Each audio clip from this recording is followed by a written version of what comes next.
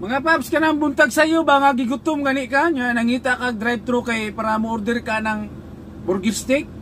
Nara, burger steak akong katingalaan kay padalan kog suka.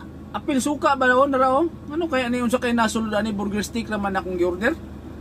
Sus kay akong atong abrihan ha. Sus tira.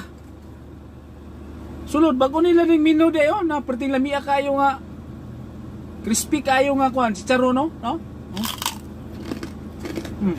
Ito kagumkuma nga mga paps, oh? Ay, makitaan na nga order kag burger steak, muntag sa iyo, ang gihatag, kino? Hindi kayo, si Charon.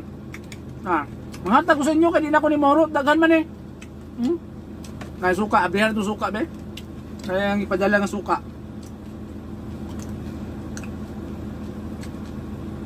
Kagahit ba ni abriho ni? Abriho ni pausawan ni. Muta suka ay. Mula katong ginabutang sa balot ba? No? Suka. Sabi ko crispy. Kagumkum. Kagumkum atong ngipon nga gupok na. Lamia kayo ba? Ngapap.